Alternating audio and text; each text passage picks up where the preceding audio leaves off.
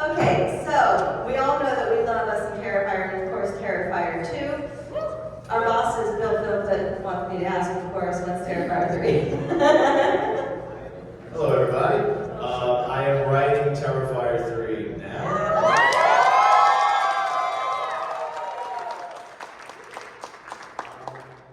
We'll see. I mean, I want to make it as soon as possible. I would say the soonest it can go into production is probably the summer, and then shooting by the fall. That's like best case scenario, though. But I'm writing, and I'm sure you've read and heard that there may be 2 more coming, so we'll see. Definitely, is coming soon. Now, is this one going to, or do we not know, is this one going to be a crowdfunded venture like the other one, or do we have an outside funding? Well, it's going to be outside funding, but we might still do the Indiegogo just because, like, you guys love getting your hands on, like, Mike the Clown's costume and props and things from the movie, so we love keeping it, interactive, and we always have, so. And I can't speak for everyone, but I personally love getting to contribute to a production. Even if it's not as massive as this, what this has become, I really love putting my money behind something I believe in. So I think that is important, and I think that's just really neat for the audience to be a part of it too. Yeah, I agree. Yeah, we would have never been able to make part 2 without you guys and without the Indiegogo campaign, so. Right. It's kind of like, might as well be a tradition and keep going, right? Absolutely. Okay, so my first question for you guys is, I would really love to know, regarding Terrifier 2, if you remember, what is the first scene that you guys shot, both like you guys and then your might be different? My first scene that I shot was the scene where I'm chasing Brooke outside at the carnival area. So that was fun. I just kind of a little bit of drizzly rain that night too, but it was fun being back, and I scared the crap out of both Lauren and Jordan that night, Kaylee that night. So I was like, I gotta welcome them to the set of Terrifier. So they're in the makeup trailer getting their stuff done, and there's a window there at the door, and I just stood in the door, just looking through the window, making faces. They didn't know. I was there for like 5 minutes, just waiting, and finally they turned and see me. Just, I'm like, that was a fun night for me. My first scene that I shot was in the school when I was skipping down the hallway, and then the second one was the possum scene where I was like digging through the guts.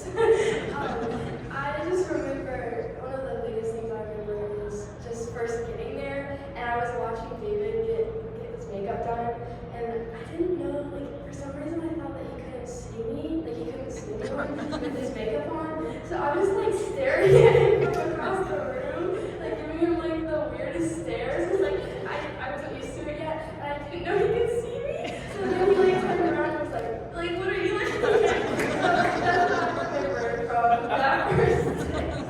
I didn't know he could see me, so I was like staring at him the whole time. Did you get like blackout contact? Yes, I didn't. Well, the first day was, we were at the carnival, and we were trying to get our wheels going, and I remember, we had all these talks of bringing a gimbal on set, which is sort of like a poor man's Steadicam, and my DP, George, my director of photography, was like, oh, it's going to expedite everything, we're going to be able to move, we're going to get all these great tracking shots and everything, and it could have been the furthest from the truth. I mean, it was technical difficulties from the jump. We were hours behind, and I'm like the calmest, most collected person on set. I was losing my mind. We are never going to finish this fucking movie. This is the First scene. First day, first scene. So that's what I remember from the first day of shooting. And The gimbal was a problem the whole entire day. George kept on insisting that we're going to use this gimbal throughout the whole entire run of the film. Like every time I started, we're like, oh god, no, they can't. We're going to do. And every time there was always problems with that stupid ad. All the time. Yeah, the camera we wound up using and the lenses, we had a special adapter to get those lenses to work, and the camera wound up being just a little too heavy for the gimbal, so it would malfunction and it would just die like in the middle of the shot. Really weird. Yeah, it would. We got through it. it was scared. You scared it. It's your fault. It was my butt. So, and also, let's talk about what individually. I mean, every screening I've seen, your butt gets cheers when that happens. It does. It did. I saw it opening night. Opening night. You got cheers. Yes. David Bye. What was the, for each of you guys, because the answer might be different, what is the most challenging scene you had to shoot and why? Okay. Your butt. Nikki Art? I think the most challenging scene for me was probably the one in the van where me and Art are driving and I'm like voicing Jonathan.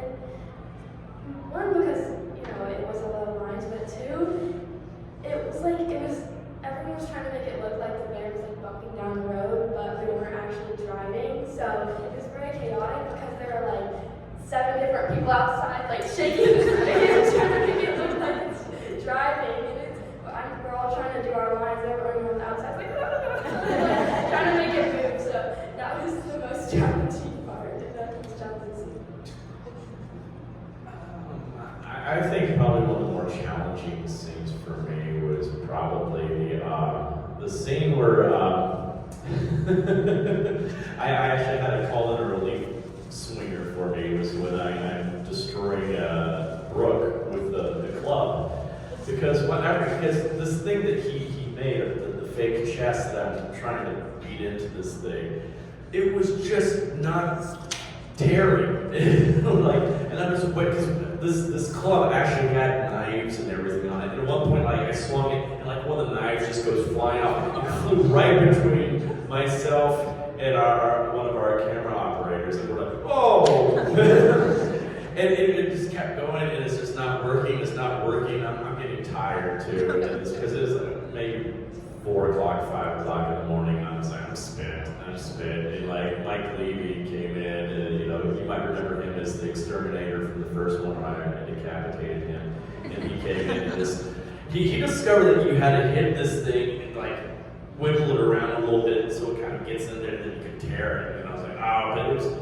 Whatever he made it so good. It was like, this thing is, because that thing had layers to it. This is how good he is with these practical effects. He doesn't just do an outside layer, he adds like muscle and sinew and everything underneath, and then it had all this other gunk inside of it. And that was also kind of challenging that night too, because I had to tear it into this thing.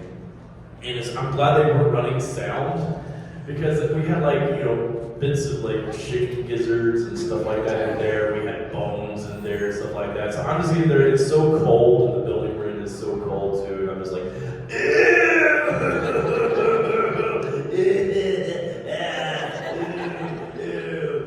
gross, this is gross.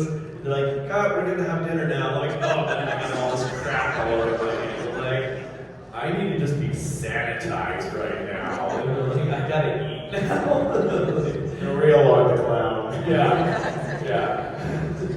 Oh, we also had that same night. I gotta tell this story too, because it's kind of embarrassing for me, but I think it's hysterical. I'm really immature. I like to call myself Art the Clown. Because I was swinging the club back, and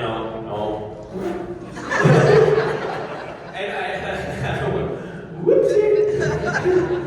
And I was like hoping no one heard it. And I just Everybody heard it. Yeah, everybody heard it. I just hear the whole entire video village just cracking up. And I'm like, I'm sorry, Kaylee, I'm so sorry. Together on the floor cracking up. I'm like, oh God. Oh no, we gotta put that in the bloopers. You're already exhausted, so you're already drunk. Oh yeah, fair. That was basically the whole entire shoot. We were all just punch drunk. I think maybe the alley bedroom kill scene was probably the most difficult. But I mean, the most just brutal for me. My rock bottom was when we were shooting in the Fright Factory, which was the interior of the haunted house at the end where it all takes place. And that's a real haunted house in Philadelphia. And and it's like being inside a cave. And I think we shot that in the winter, so there's no heat, it's freezing, it's filthy, it's so dirty. And we were trying to shoot the entire climax in like 2-3 days, and of course we just went so over, and we wound up spending like weeks down there, and everybody was just so miserable, and there were like 14, 18-hour days. There was one night, I think it was the last 2 nights, I was up for 18 hours, everybody went home, or they went for a couple of hours to either their B&Bs or hotels, and I had to stay and sleep in the Fright Factory. So it's like 5 o'clock in the morning, and call time is like 8:30. So then I have to go into another 18-hour day. So I slept on the floor in the guy's office on an air mattress that was this thick. I fell asleep for 20 minutes, I wake up on the floor, it's deflated, I'm on the floor. And then I leave, go on the couch, this old disgusting couch outside, sleep for like another half an hour, then I'm like, this isn't working. So I go in my car and sleep outside in the car, and then before you know it, the van pulls up in their back, and I have to get up and go right to the next day of shooting. I'll never forget that. It was so miserable. But that's how it was. That was Terrifier 2. There was no sleep. It was just constant work. But it was just cool to be around such an amazing cast and crew that really just kept morale up. One of my favorite moments with him too is like this guy was working all the time. I don't know how he kept his sanity and he kept his cool the whole entire time. I was waiting for him just one day to just hulk out and rage out because he was just so sleep deprived. He would even forget to eat. We would have to tell him, Dave, when was the last time you ate? He's like, I don't remember. You gotta eat. No, I gotta eat. But there was this one time when we were filming the club scene. And it was, I went there just for one night. That's actually a small cameo I have in the movie where I'm not hard. I'm actually way in the background. And there's one little bit you'll see me. I'm just like the devil and stuff like that. But I just want to be there because we had all these Indiegogo backers, and there that night. I just want to hang out with everybody. And it was like the second night of this, and this is like 3 nights in a row they're filming, and there's no one's having sleep. And at one point, Damien is just curled up in a chair like this, eyes closed, and he's like, okay, roll.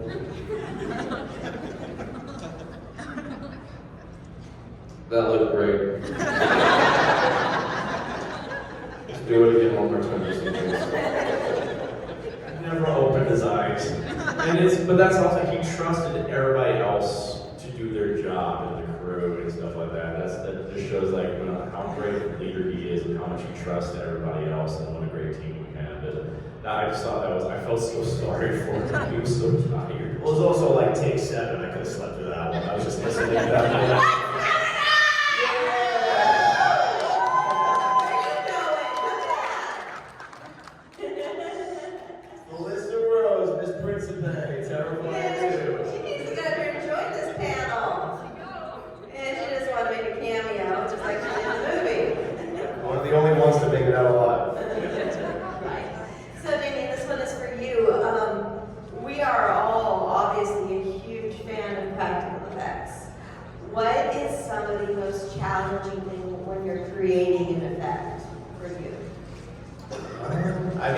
The most challenging effect I ever had to create was the Amelie puppet in part 2 that when the mother comes into the bedroom and then it wakes up on the bed.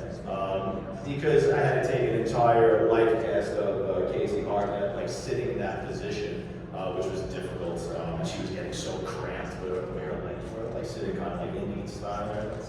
And I was like, we always freaking torture people out usually before we start shooting. They all have to come in and get a life cast if there's something horrible's going to happen to everybody. Yeah. So they're like, oh my gosh, it's this bad now. How bad is it going to get? But I got bad for her.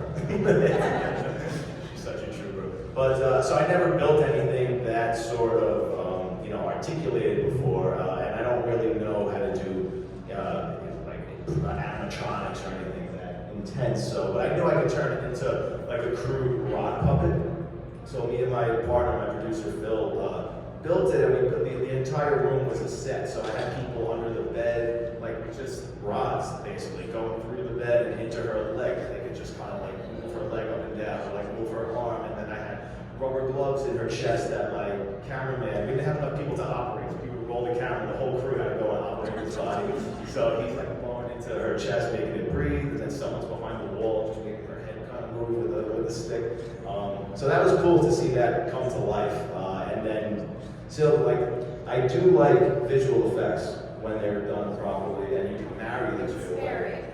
Sparingly, yeah, and like the way Guillermo del Toro uses them, like beautifully he marries them. So like something cool we did, for instance, when she wakes up, and then all of a sudden you see her eyeball open up. So we basically, you know, locked off the camera, we had the dummy there, then we moved the dummy and have Casey go in, and we mapped it out with a tracing vehicle on the monitor, and we lined her up exactly where her dummy was, and then we just have her there opening her eyes and blinking and stuff, and then we can digitally put her eyeball onto the dummy, and it's the exact lighting, it's the exact distance, so you gotta manipulate it a little bit, but it works beautifully. We did that a couple of times. See, I feel like an idiot right now, and that just shows you how amazing he is. I thought that was her face. Like, I thought she was in the bed. Face, facially. Yeah. Obviously, this was not real, but I thought that she was actually there. I thought that was her head. Oh, I really did. Very common. Yeah, even you too. Things we learned today. Even and then the close-up is a different dummy head when she says "mom," and we did the same trick. So that's a dummy head with just like a very crude kind of like spring and a wire, just to have the mouth go like that. I always thought that was a person. Wow. Okay, mind blown. I'm done. Okay, do we have any audience questions? Right in front. For David and Amelie, when you guys read the Terrifier 2 script for the first time, were you guys like shocked at it, or were you kind of expecting it? Like anything in the script that you were just kind of like, whoa, or was it kind of what you expected?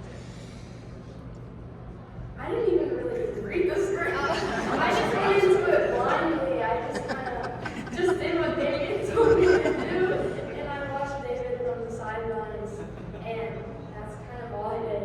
But yeah, I was really shocked of like how intense Damien wanted this character to be. But yeah. Yeah, I didn't know about that until the premiere. The day I had no clue about the poop or whatever that was until I was sitting in the theater. That's an insert we got months later with the dog. My whole A lot of inserts are with, like playing with the awesome cuts with somebody else, we did months later, like really gory inserts and things like that. Yeah. Wait, but so what was, so If I didn't give you a script, I didn't give most people, if I did give them the script, I only gave them up to a certain page, and nobody knew what the ending was, except maybe Dave and Lauren.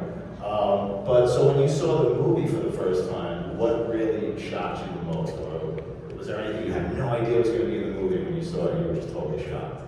The ending, I thought that Art was going to kill everybody. I did not know that the ending was going to be how it was. That kind of shocked me, but I was rooting for it the whole time. You rooted for Sienna? Yeah.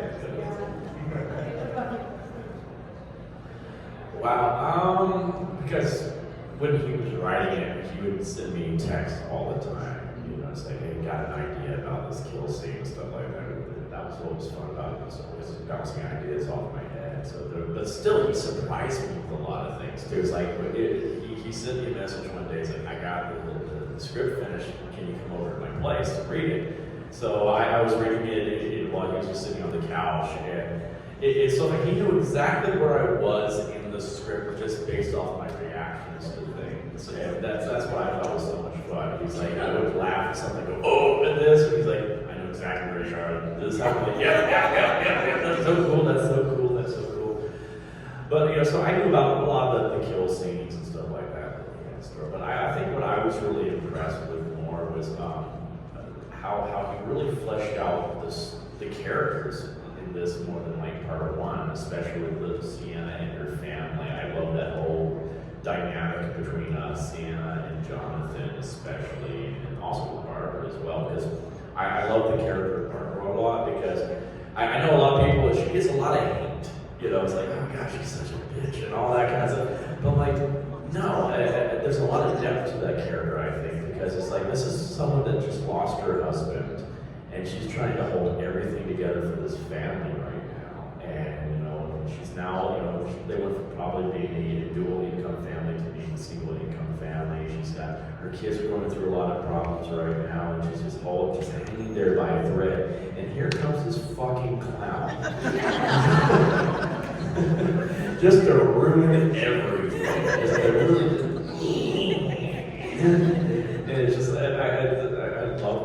that whole dynamic with that family, especially that moment where Sienna's at the club and she and Barbara just had that nice little moment, I love you, Mom type of moment. I love that moment.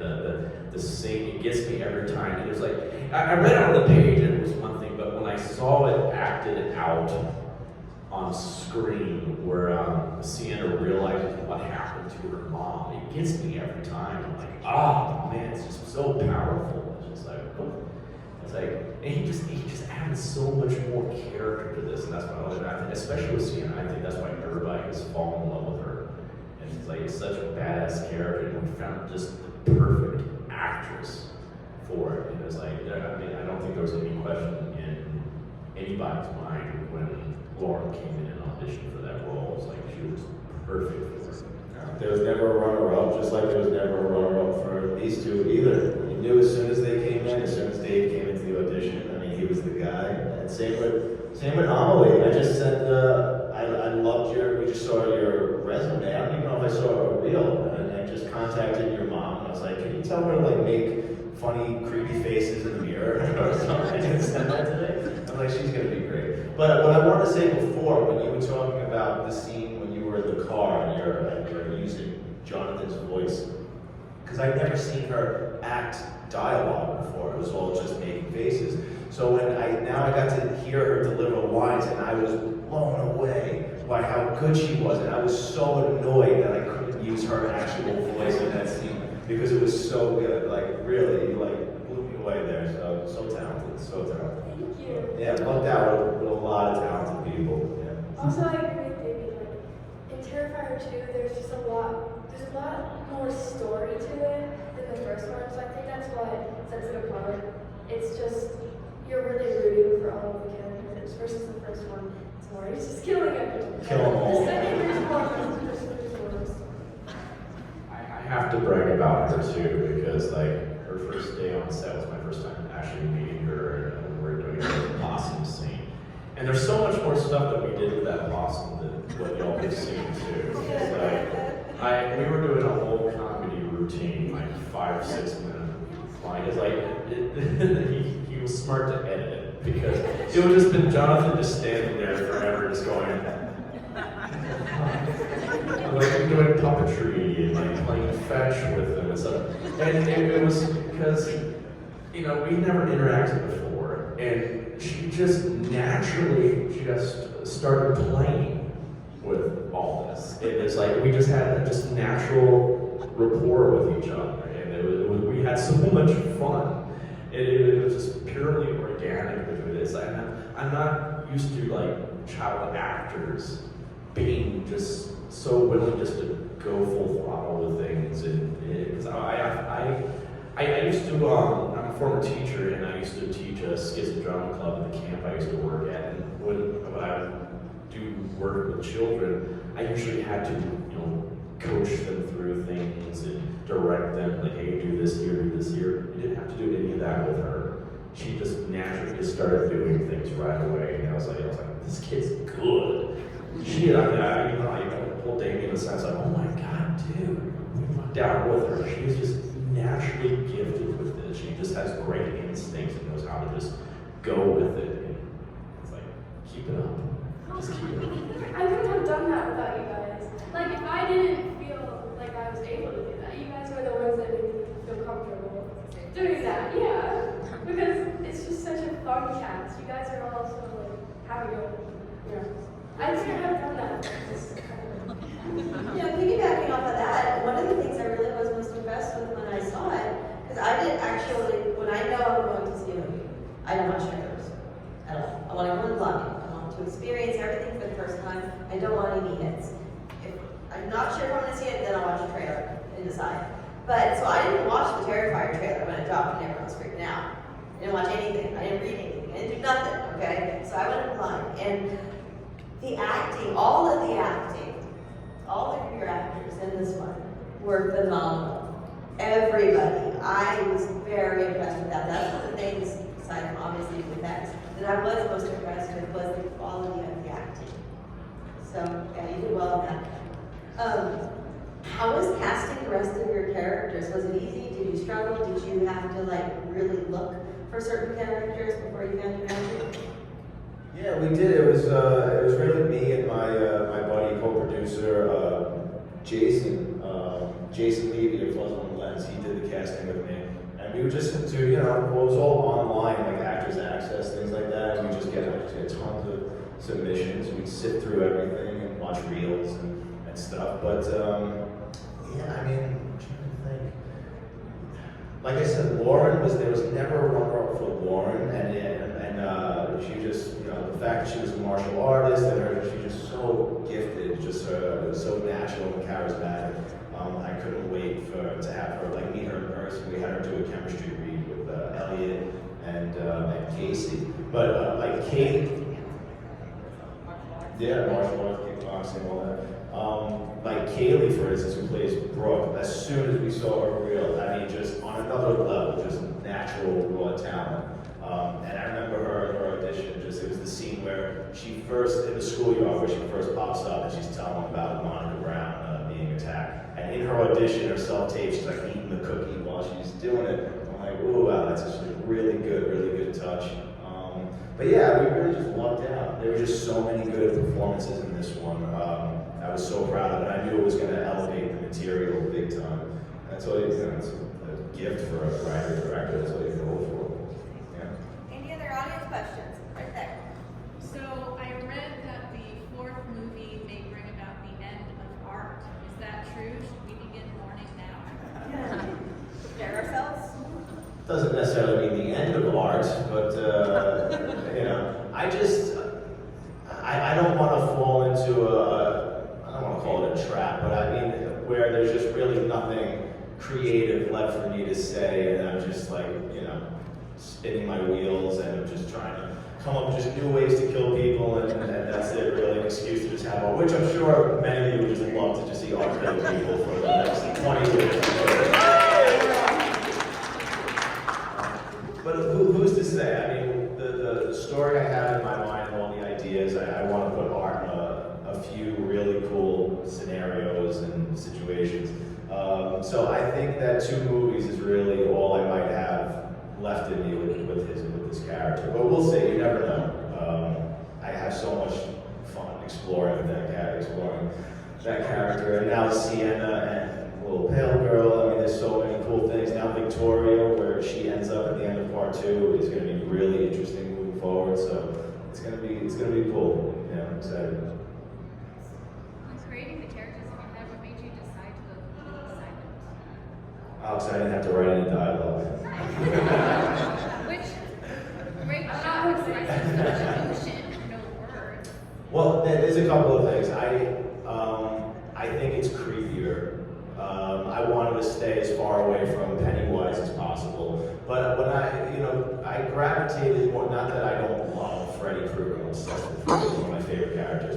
But I always thought, Michael Myers, the fact that he didn't speak was always a little creepier, because just that you cut off that communication sort of makes them more animal, and you feel like you can't really rationalize or reason with them at all. So I like having that element.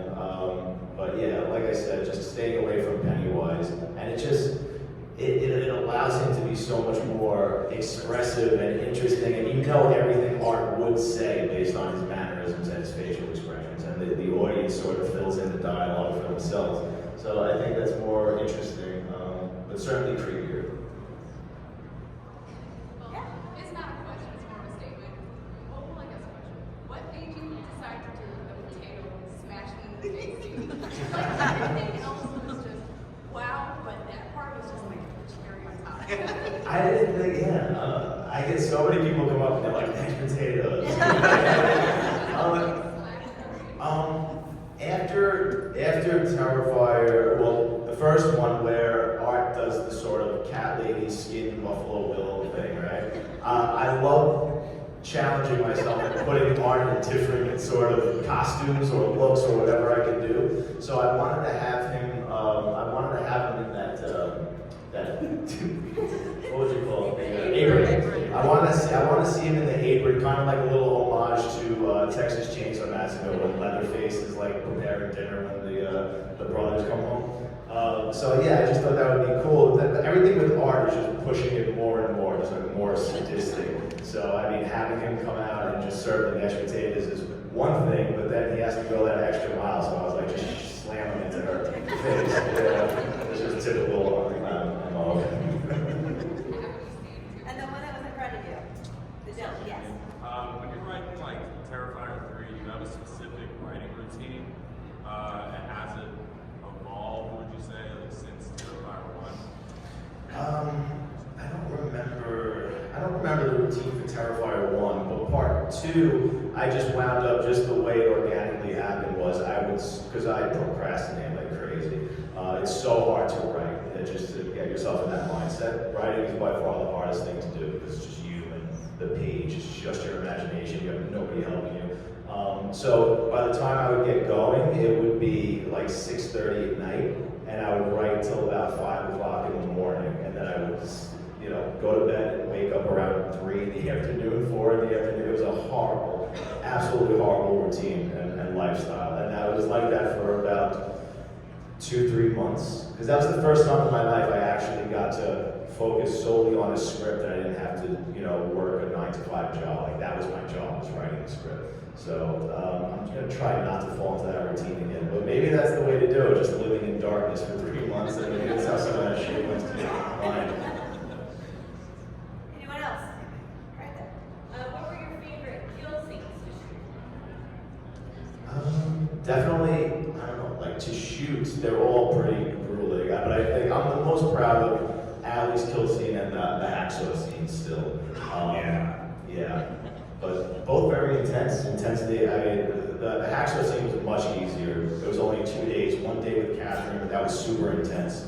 And we had to be on our game because she was upside. I mean, everything you see is really happening to her. She's really hanging by her ankles upside down. And that was, how do you prepare yourself for that? It's not like we know how to do this, we know what this is going to be like. I mean, like you're doing it for the first time on set, and so that was intense. So it was just 1 day with Catherine, and then the next day was just Dave with the dummy, getting all the inserts that we're going through. So that was pretty easy, but the alley kill scene in part 2 was really intense. So we started shooting it before the pandemic, like 2 days worth, and I didn't have any of the effects prepared or anything, so it was not coming out good. And I was like, no one's gonna think this is anywhere even close to the hacksaw scene.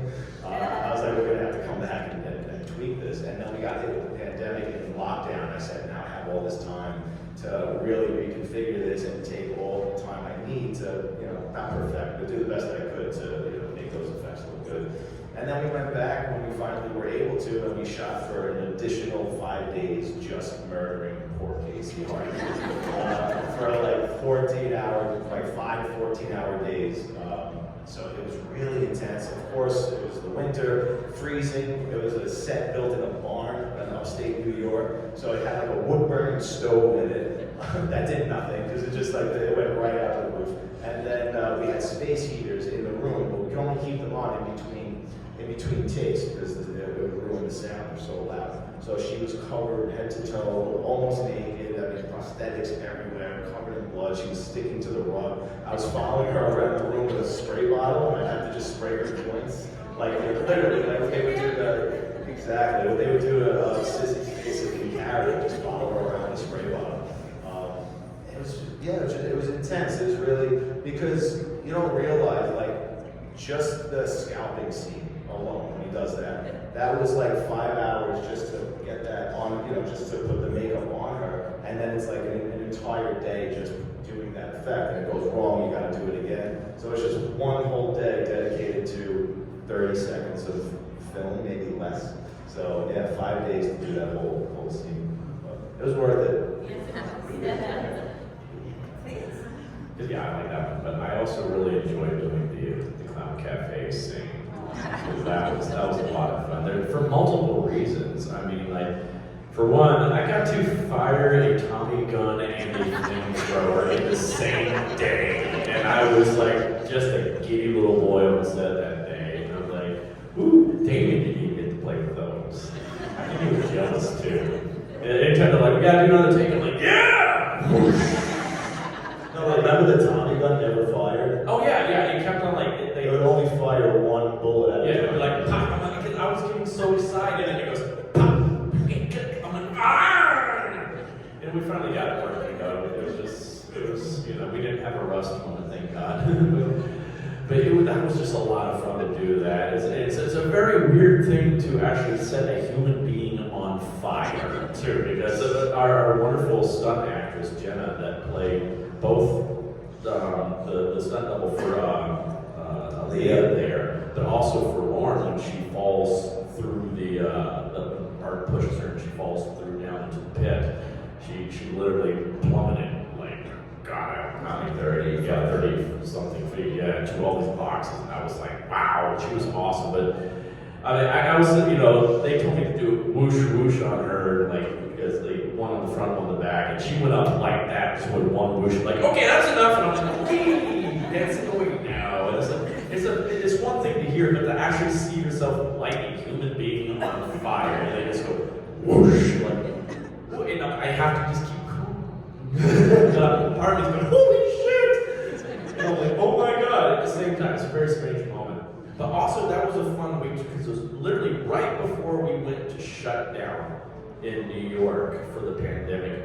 And we were out in the middle of nowhere, Amish country in upstate New York. And so we're away from what else is going on in the world in that part. So we had no idea. We would occasionally hear little trickles like, oh, Tom Hanks has got COVID now. We're like, no! He's a national treasure. But we had no idea. And so we had so much fun because we had all the Indiegogo people there that week too. That paid. You see all these people in the background. They were our backers. And so we had new blood on set that week. So it added a whole new freshness and a lot of energy to what we were doing. Because their excitement, I think, fed to our excitement. We just had fun. We partied basically every single night too.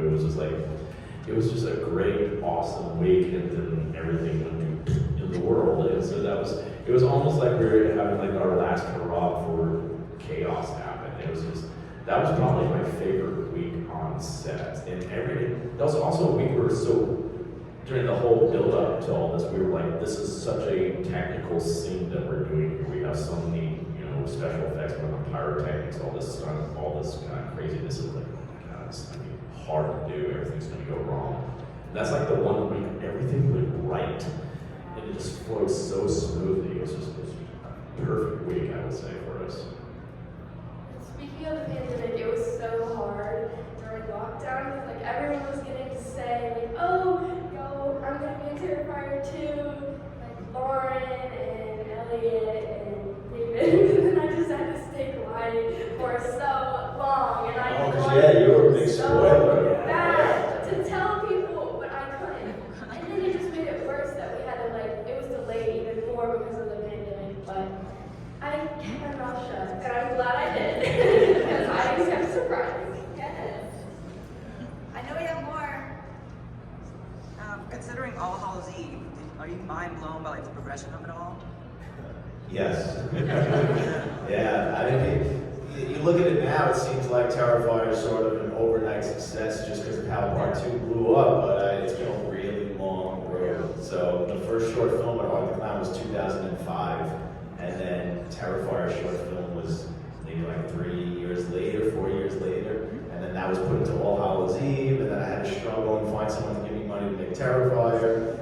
So yeah, it's just a lot of stepping stones and hurdles in order to get to where we are. So always believed in the character, always knew there was something there. I mean, when I first created him, it wasn't like there was this light bulb moment where I first created him and I was like, oh, like there's Art the Clown. I just thought, this is a really cool looking, creepy clown, like wow. And then when people saw that, they just kept saying, that clown at the beginning of your short film is crazy. Like he looks so cool, he's so creepy.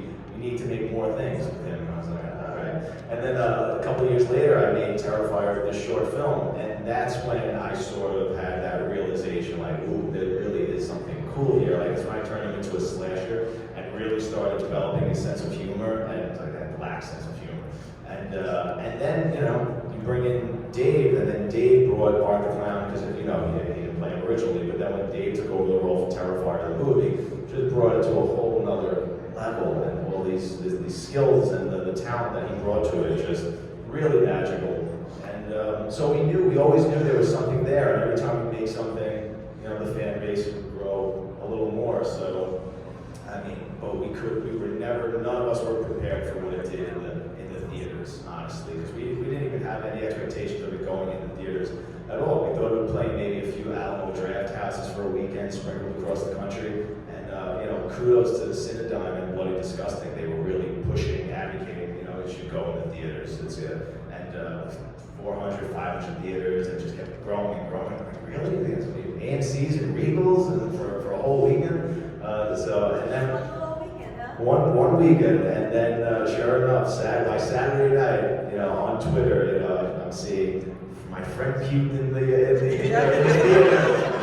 Someone passed out and smacked their head in the back of my chair. I'm seeing all these tweets. I'm like, is this really happening? And then that was it. I mean, by that Monday, it's like it's on the news and morning talk shows, and Howard Stern's talking about it, and Stephen King's tweeting about us, and it was just off to the races, and they just had to scramble to keep it in theaters because the demand was so high. And then, the next weekend, they got it back in the theaters, but they couldn't get it into as many screens. But it wound up making more money than it did the week prior. And it was like, oh wow, this is like so little bit of a phenomenon here. And it just kept growing. So none of us, that was a really exciting 2 weeks for all of us. We were just calling each other and like just scrolling through, online. And did you see this? Sending each other, news feeds, and it was really exciting. That was cool. So, but again, we always believed in the character and the potential, but that was cool. That was a surprise.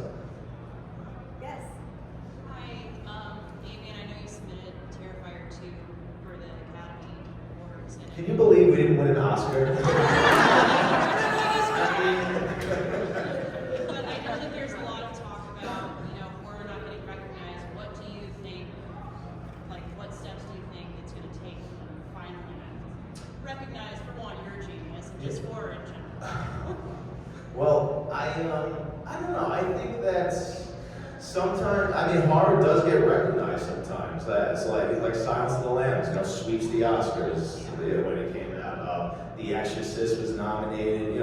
Great horror movies get nominated, but I think your slashers and more violent horror movies, things like that. I think those effects in particular get overlooked because they're just so visceral and it's just more of a shock value. And everyone's like, oh, that's gross. But you don't think of the artistry that goes into something like that. That's so spectacular. And when you see a company like K&B doing the Hostel movies and things like that, they're stunning.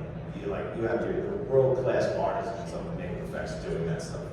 It takes a lot of skill to make it look that realistic and be that impactful. So I would like to see more credit going toward them for that sort of work. But I mean, there's respect for horror out there, especially within the community. As long as we understand and we realize how amazing it is, who needs it? They had to watch it, so. Thank you. Can we expect a showdown between Art the Clown and Chris Jericho in part 3? Ooh. Gotta bring Jericho back. Yeah, sure. I think it's safe to say we're going to see, because I want part 3 to pick up exactly where part 2 left off. So we'll probably see Jericho. So Art the Clown made the list?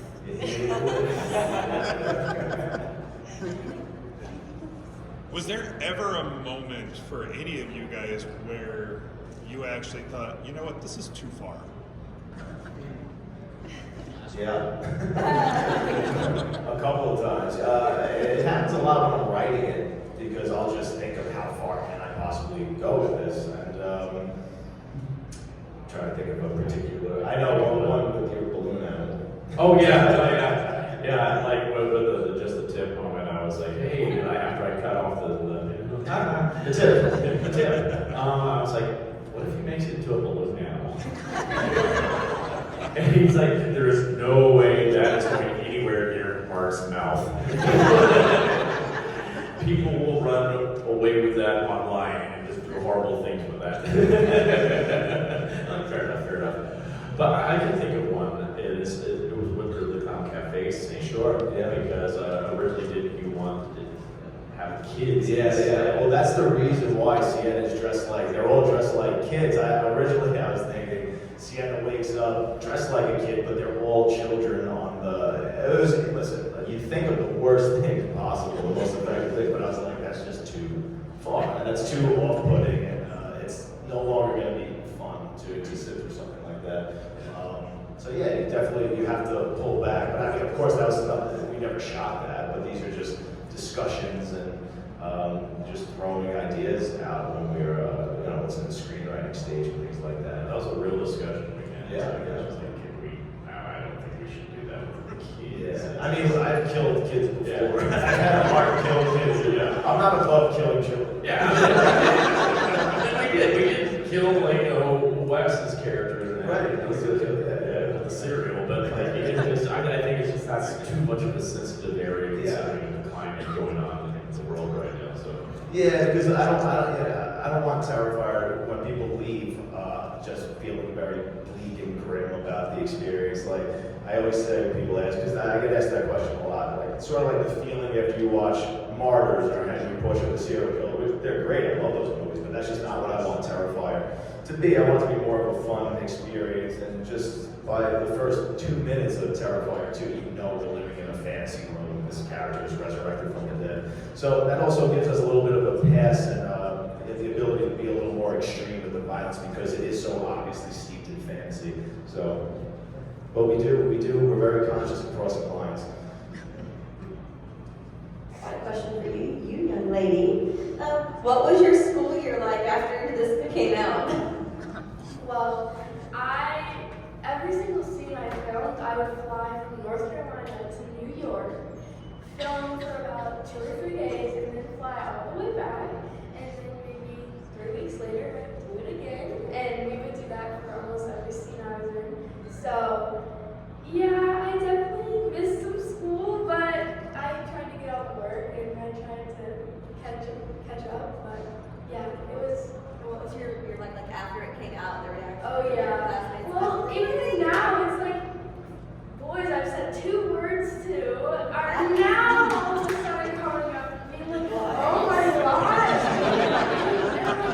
You haven't even talked to me this whole time. What an icebreaker. What'd you say? What an icebreaker. Yeah. It was that black hole. Yeah.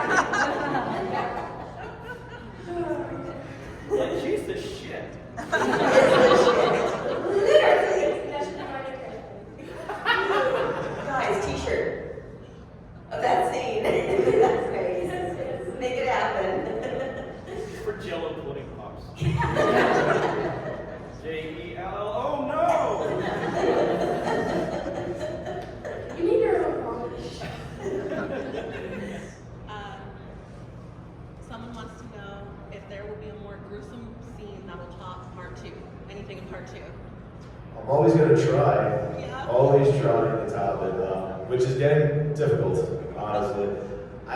There is one scene in particular that I was going to do to Jenna's character in Terrifier 1. It was going to happen right after Catherine's hacksaw scene, and I said, there's no way we can do these back to back. It's what we were just talking about, going too far. I said, the audience is going to get up and walk out, and we'll lose them. So, and I've kept that kill in my back pocket. I did not use it in Terrifier 2, so I think I'm going to go back to that, and that one's really despicable. So, we'll see. I have a couple of cool ideas, and it'll just get crazier as I'm writing. So we'll see. I just want to say shout out to the salt and bleach scene. Like that was gnarly. Yeah, thank you. I actually said that in the theater. I was like, that's rude. You laughed?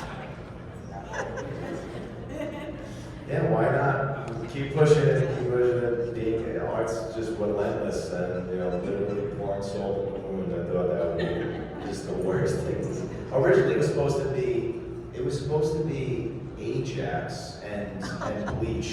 And a buddy of mine on his independent film had a scene where someone rubs Ajax in somebody's eyes, and then Dave was like, "Just make it salt." And I was like, "Yeah, salt." He's the new Salt Bae. Growing up, like I don't know how old you are, but did you watch a lot of Faces of Death, Traces of Death? Because a lot of the scenes kind of remind me of that. I did, unfortunately. unfortunately. Yeah, I wouldn't say a lot, but I've seen them and I saw them as a kid, and I don't recommend you watching it. Yeah. I mean, some of it is actually fake, but there are some real. And the sequels, like, A lot of the scenes reminded me of those.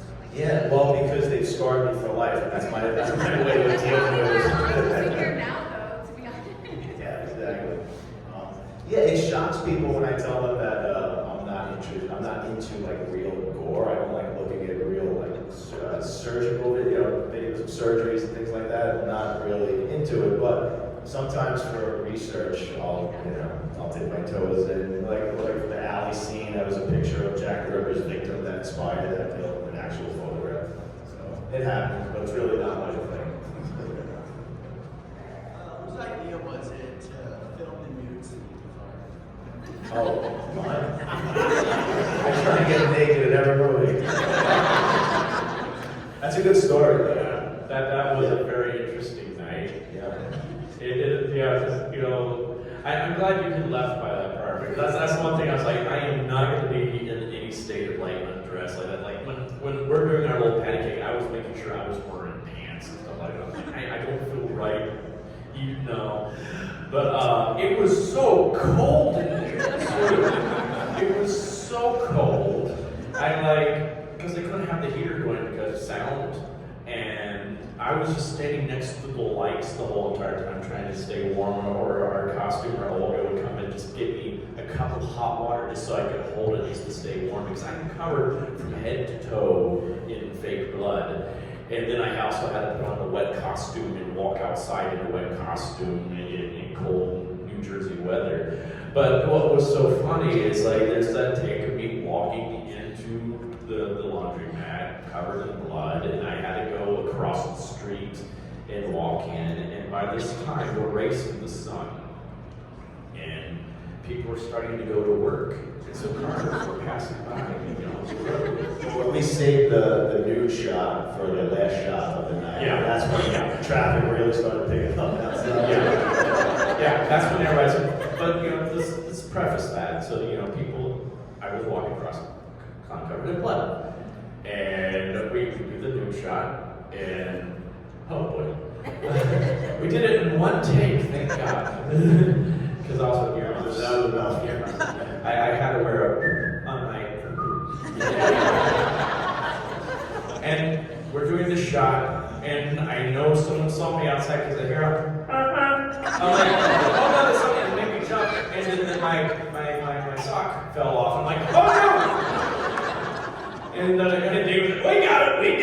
I'm like, oh thank God. And then we had like another shot, pickup shot to get or something like that. So I'm just sitting there with a newspaper just covering me up because I'm just sitting, because I was just too sticky to put anything else on. And all of a sudden, I see some lights coming. Woo! And I'm like, oh, not again. This just happened in the first film. Cops showing up. And I'm like, oh no. And Damon's over here touching up a makeup when this is going on. He's like, Dave, let's go fuck with the cops. And I'm like, no! No! Do you see me right now? I don't want to die. And we gotta raise the sun. So that's what I was trying to say. So we gotta raise the sun. I'm not gonna do this. And of course it has to be a female cop that comes into it. No. And she comes in, she's like, so, sorry, we got a report there was a clown covered in blood coming in here. And at this point, everybody's standing in front of me because like, let's don't let her see you. And I just kind of poke out behind her like, hi. It was me. And she's like, looks at me, it's like, oh, yes. I see why we were called. So you're shooting a movie, aren't you? And it's like, yeah. So it was fine after that, but I was like, oh God, again? This is the thing that's happened on basically both Terrifier films and our other film that we did with the Festival Lens team, Stream. Where it's like, I even though Stream wasn't with the cop, but I'm like, I almost died, I feel like. I'm going to like, because on Stream, my characters, I'm stalking we're filming in a hotel in in Gettysburg, and it was during the pandemic too, so no one should have been in this hotel really in January. And we're filming, and I'm covered in blood, you know, I've got crazy lights going on, stuff like that. And all of a sudden, someone opens a door down the hallway, and this woman comes out. Whatever you're doing is very effective. We are Second Amendmenters, and you almost got shot. And this woman shows us this video of me through her peephole walking by, repeatedly stalking my victim in these hallways. And I'm like, oh my God, that is freaky. And she was standing there behind the door with the gun. And I'm like, oh my God. And I'm like, why did this hotel not tell anybody that we were filming a horror movie? Like, that was dangerous. We didn't even know anybody was on that hall either, because we thought we're fine. So yeah, so this is, I guess it's good luck for us. Indie filmmaking. Yeah. Yay. All right, guys.